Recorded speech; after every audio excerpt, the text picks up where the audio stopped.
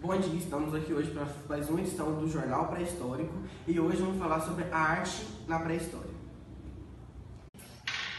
Hoje vamos falar sobre a arte na pré-história e um dos maiores escritores sobre essa arte é a Bárbara Amorim.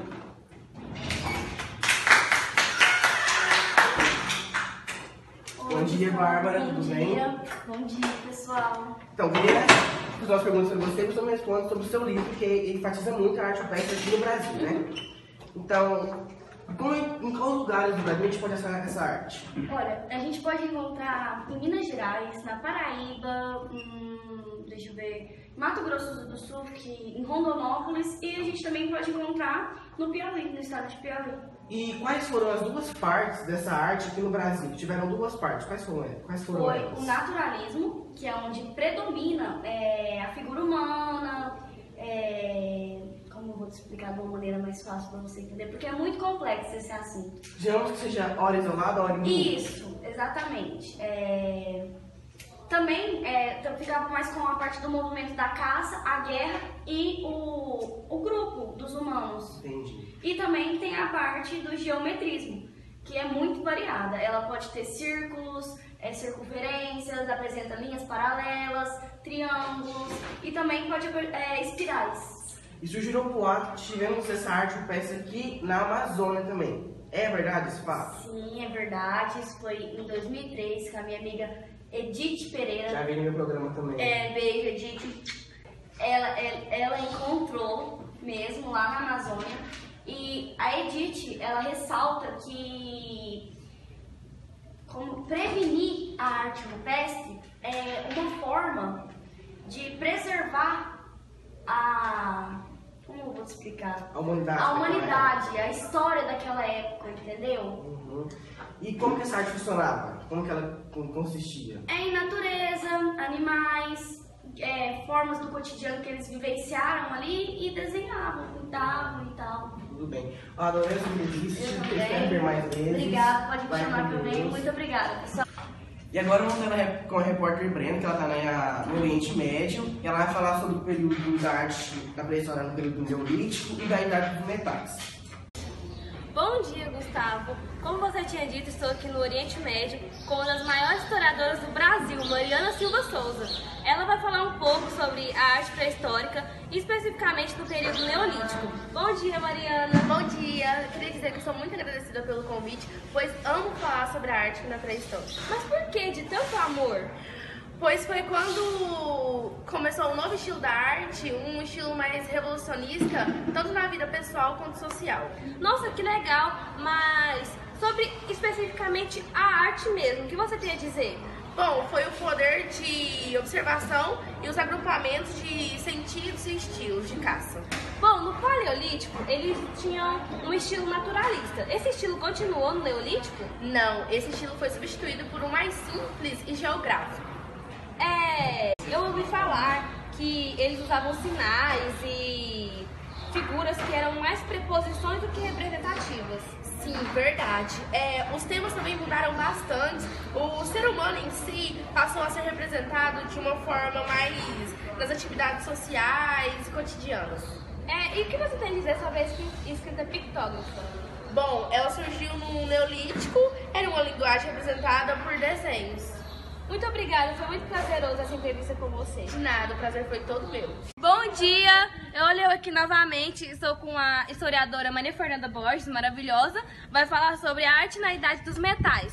Bom, eu confesso que eu estou amando esse quadro sobre arte na pré-história que está tendo no nosso canal agora, e nós estamos aqui na Sardenha, onde há várias esculturas dessa arte. Bom dia, Maria Fernanda. Bom dia, obrigada pelo convite. Bom, o que você pode nos dizer sobre esse tipo de arte? Como o ser humano já havia dominado a produção do fogo, o artista desse período começou a trabalhar o metal a partir da técnica com forma de barro ou cera perdida. Bom, mas eles faziam que tipo de esculturas, já que eram feitas de metal, né? Tinham pinturas ainda? Tinham pinturas sim, mas elas eram para representar plantas de templos. E as esculturas geralmente eles representavam guerreiros e mulheres ricas. Que interessante. Bom, então as pinturas e os desenhos em cavernas acabaram? Não, havia sim, mas eram dos períodos passados, pois os homens passaram a criar moradias. Eram os nurags que as edificações, não é? Eu lembro, eu estudei sobre isso. Ai, que interessante! Nossa, é muito legal falar sobre esse assunto com você. Muito obrigada. Obrigada. E até a próxima.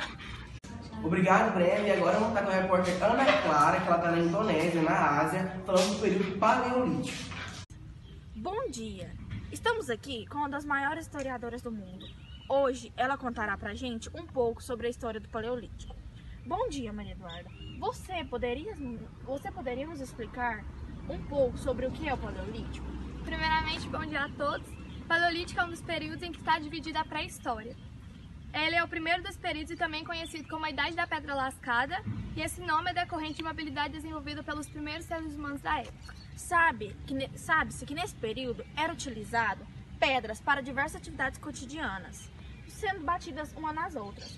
Por que essas pedras eram utilizadas e quais eram os nomes delas? Geralmente era utilizado sílex, quartzo e quartzite.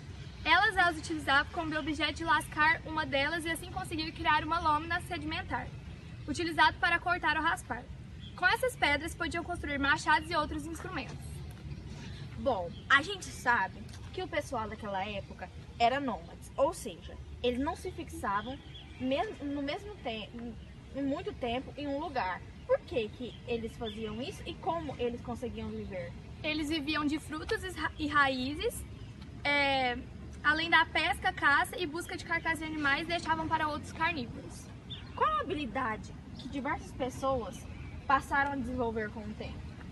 Passaram a desenvolver a habilidade de controlar o fogo utilizando para o aquecimento, proteção e cozimento de alimentos. Viviam de frutos e raízes, além da pesca, caça e busca de carcaças de animais, deixavam para outros carnívoros.